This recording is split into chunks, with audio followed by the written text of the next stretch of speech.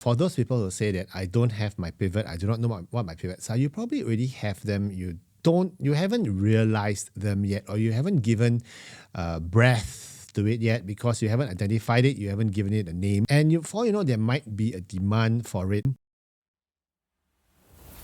Good morning, everyone. Welcome to another episode of Career Success with Adrian and Yen. Hi, everyone. Happy Friday. Happy Friday. My name is Adrian, and I'm the CEO, founder of Career Agility International, and Yen's our Executive Director and Super Coach. Hi. Happy Friday again. Happy Friday again. Hope you've had your coffee. I've had 3 cups already because I've been up since like 4 this morning.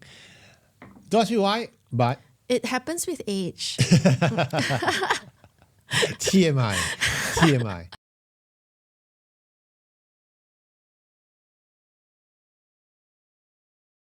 A couple of weeks back, we were talking about the second career crossroad. Yes. And we've had a lot of responses. In fact, it was a deluge of individuals writing in and calling us up and telling us, hey, Adrian, Yen, I'm at a career crossroad. What do I do? What are the various things? So we've had a very good response to that. And following that, we just thought it might be a good idea to follow up, to talk about what are some of the things you can do when you're at a career crossroad. You have to really think about the next 10, 15 years. One of the topics that always comes up is, and people ignore it, is what do I do when I retire as well? So this second career crossroad might be your... precursor to your third and fourth career crossroad. Well... The bridge. No. I was just thinking something along the lines of how you optimize your income as much as possible. That's why this second career crossroad is quite important, because you don't want it to be the start of the slope, the downward slope. You want this next 15 years to be as fruitful as possible, so that you can prepare in terms of money, opportunity, ideas, friends and contacts as well. It also depends. If you already have your freedom funds. Well, no, it's not about freedom funds as well. It's about ideas and friends and contacts. Okay. And there's so much more going on when you hit the downshifting timeline. But we're not talking about downshifting. No, we're not talking about downshifting. That's why we're saying that this second career crossroad is quite important. But anyway, this week, we're going to talk about career pivots. And when it comes to you being at your career crossroads, one of the things that you can do is to think about a career pivot. And it's even more tricky when you're trying to career pivot after you're 40. Actually, it's not that hard. I think it's harder after you're 50.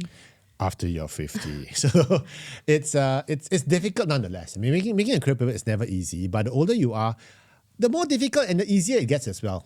It works sometimes both ways. It's more, sometimes it's easier because you could be you're just so darn good at it. Or you're very lucky. Or you've laid the groundwork for that career pivot to happen, and it happens, and then people are going to say, wow, that was brilliant. How did it happen? You seem like to have an overnight success. And then you say, my overnight success took 5 years. 10 or 10 years or more to happen. Yeah. So that's why I think a lot of planning is involved. But today we're going to talk about career pivots, especially when you're above 40. And 40 is age, not IQ, okay? Successful career pivots when you're above 40. So a lot of people want to change jobs. And it may be within the same industry or not, okay? But most people, they say, I want a better job. They always start by saying, I need a better job. And then when asked, it's the next answer, so what is a better job? Well, one that pays more. And sometimes my response is, I just had this conversation just last week. Our client was asking, I need more money, which is true, because she's looking to grow her passive income. So she's invested in some properties and all that. So she needs more cash flow. Right? More money. And then my response to her is, are you prepared for more stress? Because more money usually equals more stress. Usually. And of course, then, she paused for a minute and went, is there a job where there's more money and less stress? Yeah, there is. But it's probably illegal. You'll probably go to jail for it. You've got to look. And I'm sure if you look hard enough, you might find something which would be more work for someone else, but maybe it feels like less work for you just because you're so good at it or you're very happy doing it. Yeah.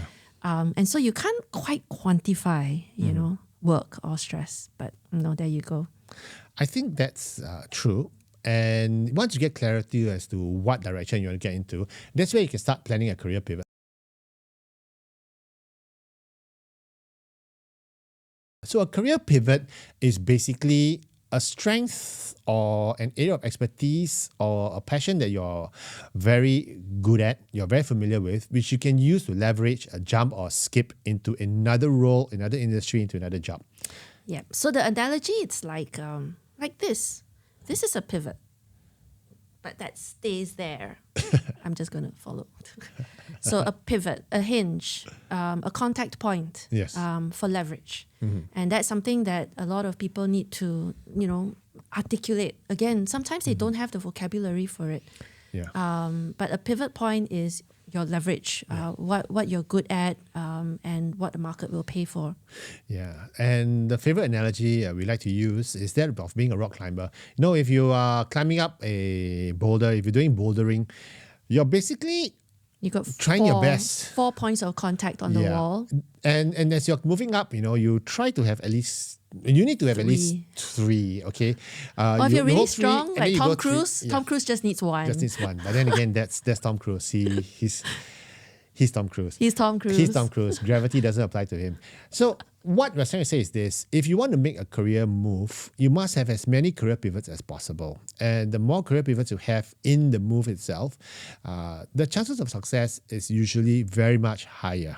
There are 4 career pivots actually. In fact, there are many career pivots. There are many but- career pivots. yeah. One of the areas we want to share with you today is this concept of career pivot via industry. If you're pivoting via industry, what we mean is if you have been in industry for so many years, okay, chances are you are probably very familiar with it. Yes, and that's where, for example, just giving an example, you could be like head of sales in the telecommunications industry for your first, say, 5 to 8 years of your career, and then you've pivoted into a more senior position. So from business development into maybe chief revenue officer, and then from there, or chief commercial officer, and then from there you move into, maybe you add on a new flavor. You become chief people officer while you're head of commercial. Yeah. And then from there, because you've been in telecoms for so long, you could possibly pivot along the industry lines and just head up your own consulting practice in telecommunications. So the one thing that doesn't change in your entire career is telecommunication. Because you've been in that field for so long, you know how it operates, not just in terms of the sales, but also in terms of the sales commissions, in terms of the people, who the talents are and everything. Yep. So lots of opportunities, and that's if you really love the industry you're in. So for me, I started my career in IT, in tech. I don't like tech. I'm a bit of a boomer when it comes to tech. And I found it very hard. It was a bit of a misfit. But the one thing that kept me going were the people part of it. And so when I headhunted in tech. Now, that I understood. I understood people. So I headhunted in tech. And then when I shifted into transition coaching and career coaching, the bulk of the individuals that I helped manage were in tech. Okay. And then from there, it broadened even further into other industries. And then here I am today. And so I've never left tech. That would be my one lever from the industry side of things. So if you're in a particular industry and you really know the ins and the outs very, very well, our suggestion is leverage on that. And sometimes if you're tired of the industry, then you find it in an adjacent industry. For instance, if you're in banking and you've been in banking for the longest time, say you're doing compliance, and it's like, what can I do? I've been in banking compliance. Well, the fintechs are looking for compliance people. Insurance also. Insurance agencies, the insurance companies are looking for, and the money launderers. I'm just kidding. And any of cartels. any of the big consulting companies as well. Yeah, so you can pivot but because of your industry experience and you're able to leverage that, and sometimes you may have the industry experience in a particular space where it's really good. So we had this other individual who was with Motorola in the supply chain, and she was a very senior supply chain leader in Motorola. And in Motorola, when you're selling the chips and everything, your margins are very thin. So razor thin margins mean if you make a mistake, it's a goner. Your whole deal is gone. So they have perfected supply chain to the point where it's almost zero error. Okay, and one day she actually was approached by an FMCG, a fast-moving consumer goods company that was actually losing money because they were not that on the ball with the supply chain part of it. And they loved her for her industry knowledge. They said, if only we could apply your best practices in your industry that's famous for this to ours, imagine the kind of margins we would have. So they pull her over because of her industry knowledge. So pivoting on industry knowledge or industry experience or even industry context is one way you can transition to another role successfully. Yep. So that's called pivoting via The industry. industry. So what's the next pivot?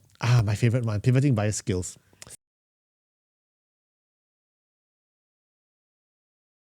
I love this concept of skills. Your pivoting has been your golden thread has been in tech. Skills. In tech. Not just tech. And So skills. there's a second layer, right? We have to layer it on because the more elements you have for your leverage, obviously the better. And so the as HR, per our analogy about rock climbing, right? So the more points of contact, the the more better point it of is. contact you have, the more stable you are. Because at any one point on that rock wall, you want to have 3 points of contact on the wall, or you're gonna fall.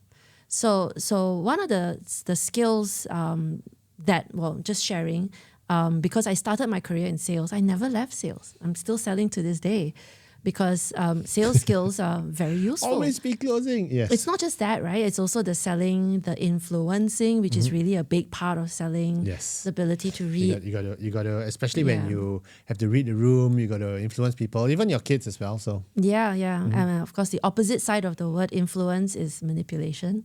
It's something I've been working on, but no, I'm kidding. So yes, we've had a lot of our clients who also successfully pivoted based on skill sets. So, for example, if we have a client who's in business development and is very good at selling fast-moving consumer goods, moving into luxury goods after that, and then moving from there to automotive. It's very possible. Yeah. So the flavor that doesn't change is the skill.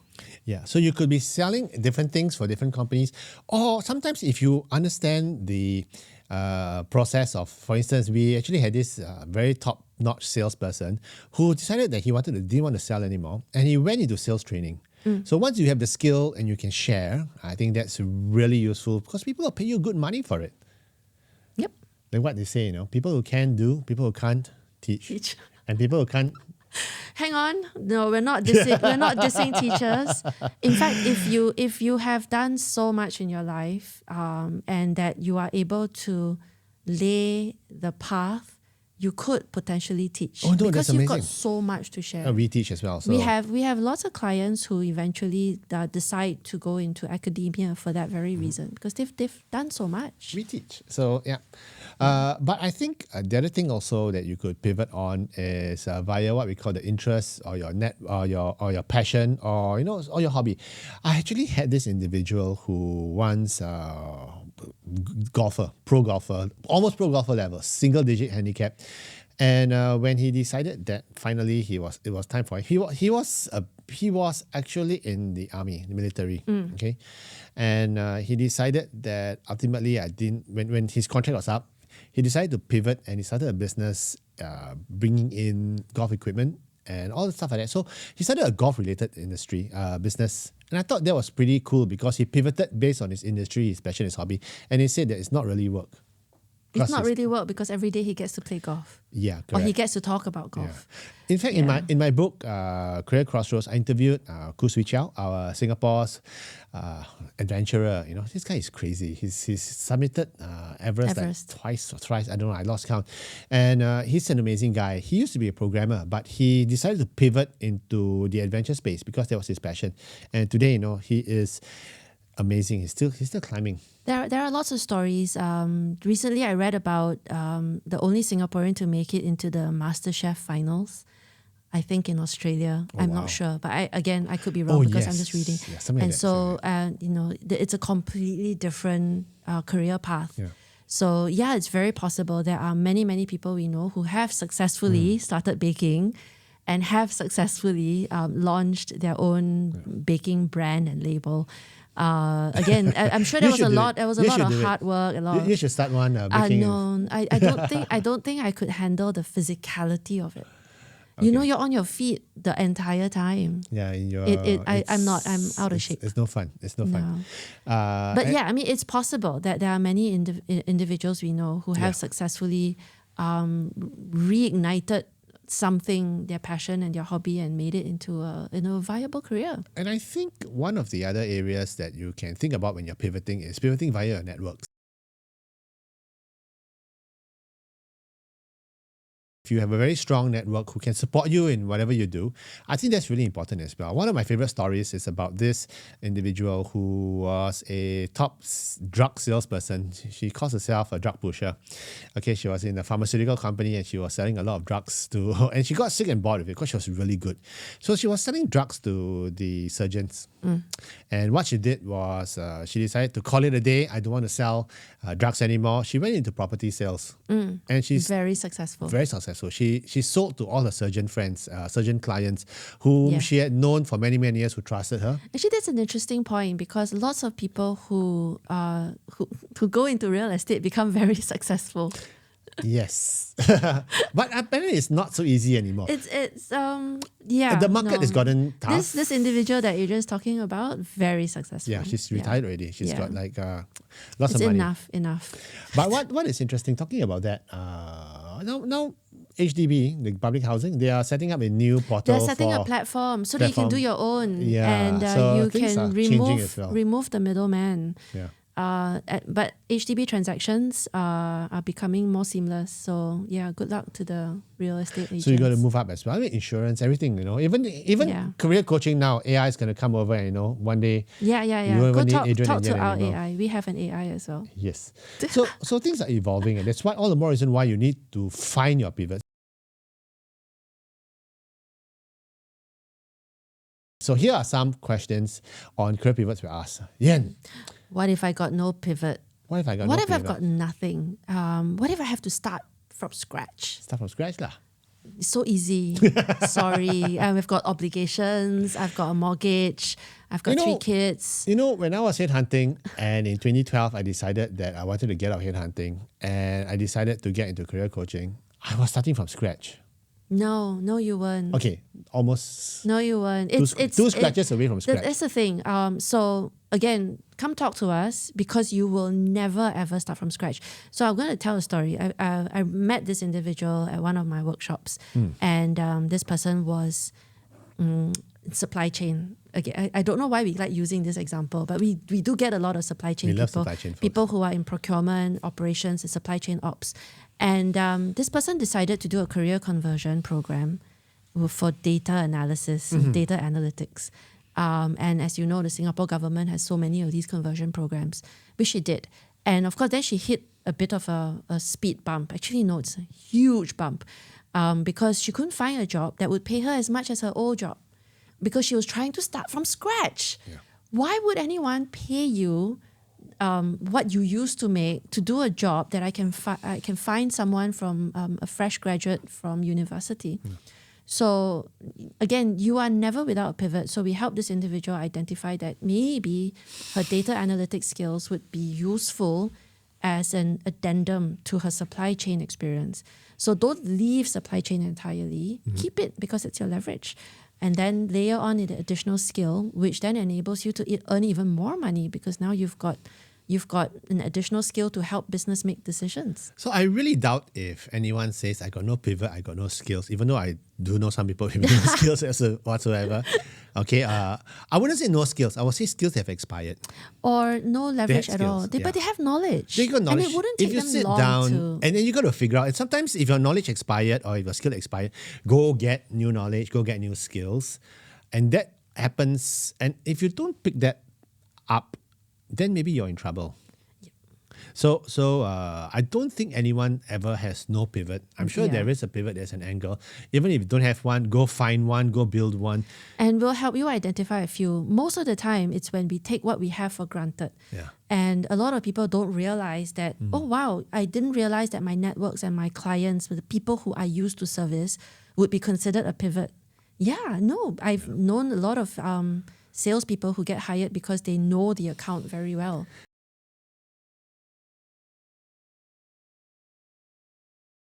What if the Pivot's pivot I not have has no Expired. Yeah, it's expired or there's no demand for it. Well, you got to keep looking. So come talk to us. We'll help you. My pivot is in repairing typewriters. Well, then we'll find you a niche marketing, There's a demand for Instagram. Yeah, there are people who collect Vintage ancient typewriters. Yes. Ancient typewriters. You're talking about the I'm talking Antiquera about- I'm talking ab- device from the old... Talking about cameras, anything that has a Yeah, that's true. mechanical thing. Yeah. Thingamajig. Well, thingamajig. and so- I think... We'll help you identify and then we'll help you to reframe your thought process because a lot of us tend to downplay what we have to offer. And sometimes we also don't have that language. We'll help you identify it. We'll give you the words for it, build your vocabulary around it, and hopefully help you identify and curate a narrative that works for you because, you just have to go find something. Actually, you're right. A lot of I'm always times... right. yes, she's Miss Right. Always. It's always right. Her first name is always. Very often, for those people who say that I don't have my pivot, I do not know what my pivots are, you probably already have them. You haven't realized them yet, or you haven't given breath to it yet because you haven't identified it, you haven't given it a name, and for all you know, there might be a demand for it in the public. You never know. And that's where you talk Yeah. to us. The very first meeting that we have with you, we spent close to 2.5 hours just doing a very, very deep dive to find out what your pivots are. And your pivots may not just be about starting a business, but are there other industries who would love to have the experience that you have? Are there other companies who would love to have the knowledge which you have gained in that particular project, which you thought like, I only rolled out that project for 16 countries, and just saved only $4 billion in revenue for. That was nothing much, But hey, there are a lot of companies who might want it. A lot of people won't even be able to quantify that. They'll just say, "Oh, I just did this change management thing. Yeah. I managed that and I project. ran this, and I'm really good at project management. I was part of the team that I contributed to the Asian Voice for something or other. Yeah, but she was running it. You'd be surprised at how many individuals tend to downplay their career pivots. Yeah. So a lot of times it is tough to find a career pivot simply because you're in the thick of it. Like what I always say, fish do not know they are wet. Okay, because you're in the water all the time. Do you always say it? No, I've never heard it. Okay, well, fish do not know that they are wet. Stupid people do not know that. Okay, never mind. But it's So we do It's all about- get objections. Individuals who are feeling a little bit stressed out, and you go, but what if? And I get this question a lot.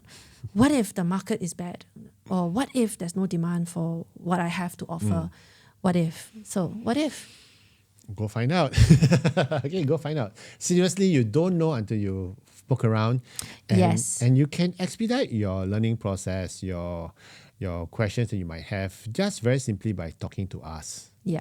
And we'll tell you, having a we'll good probably be conversation. able to share with you and point you to the direction that you should be looking. And there are so many resources out there today. So LinkedIn is a great resource. Oh, it's amazing. If you go on LinkedIn, you can literally look at other people's journey and realize that they've done the same thing that you are planning to do. Yeah. You could potentially reach out and ask them for advice, or you can emulate. And the fact that, but just the psychology of it, knowing that it's possible, Yes. it gives you confidence an idea, to go out direction. there So- and try. True story. So I was once asked to assist this cabin crew. Okay, because she had left she kind of retired from cabin crewing.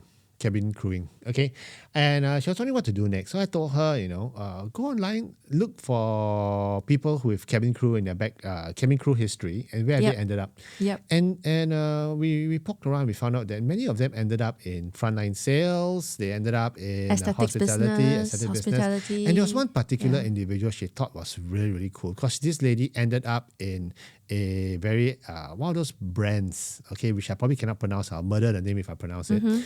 And this person ended up being the merchandising director for that brand. Okay. And Yes. she was going like, wow, I wish I could do that job. And I said, you go and connect to her and go and find out and talk.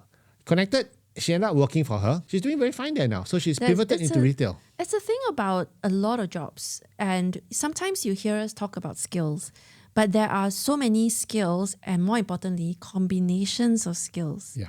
When you combine these skills together, it creates a brand new entity. It's a unique value proposition. Again, these are terms that are overused. Yeah. Way overused. It's a brave new world out there. But when you combine certain skill sets together and then you layer on an industry and you layer on your network and you layer on your work experience and your knowledge, right? You become very, very sellable. So let me toot my own horn. Okay. Yes. Okay. Please flex. I shall take a break. So it's like for myself, people ask me when I wanted to go into career coaching, the first question people ask is, what's so special about you? And I said, look, not many people, okay, have the headhunting experience, the C-suite headhunting experience which I have. So I layered that on. Because I was in life sciences, I was in tech, and I was covering a lot of finance, HR, and sales roles. I have very specific knowledge on what the companies, the clients are looking for, and therefore how do you reposition yourself if you were in that role, if you were looking for a job in that area. And of course, because I came from pedigree companies as well. So I layered on one by one, and I became the career strategist that you see today. The same for Yen as well. She has had so many different layers. And if you can identify the layers, they become like legs on the chair of a stool. Okay, the more legs you have, the more stable, the more desirable the more you want to sit on the chair. I'm not saying your chair, but No. but the whole idea is basically the stability and the value. The more legs you have, the more value you have. So you need to be able to find those career pivots, and the more pivots you have, the better. Yeah. And So come talk to if us. you need help, again, perspective. And vocabulary, which by the way is one of the biggest things. Sometimes you can't articulate that skill. Sometimes you can't articulate that value proposition, or you're using words that ChatGPT gives you, which by the way is generic. Don't. Sometimes I hear it when someone talks to me and they're spitting the words at me, and I'm going like, this sounds like a session you've had with someone. So you're not unique in your voice. Come talk to us and we'll give you a unique voice. So find your career pivots. Okay, take time off, look at what you've done, or you can shortcut the whole thing. Come talk to us. info@careeragility.org. We'll be able to give you the vocabulary. As I said, our very first session involves a 2.5 to 3 hours sit down. We're gonna peel away all the layers of the onion skin, and there'll be a lot of crying as well. No. Okay, no, I'm just kidding about that crying. But Adrian makes it sound scary. No, it's not scary at all. So you can reach out to us for our deep dive sessions, or you can reach out to us for our career clinics. We have different, I guess, sizes to fit all individuals. And we're here for you. yeah, drop us a note. info@careeragility.org, and have a great weekend ahead. So our homework for you today, for this weekend, is this: what are your career pivots? Okay, name me at least 5. And 5 if you only? can name 5 for running start. Okay, give 5 names to 5 career pivots that you have. Ask yourself, number 1, am I good at it or not? Because no point having a career pivot which you're lousy Oh at yeah, it. yeah, Okay? that's huge. And number 2, is there a demand for it? Yes. And who's going to buy? Okay. And once you've got the information, come talk to us, because we can put them all together for you and come up with a nice career strategy. In the meantime, have a great weekend ahead and take care, folks. Bye.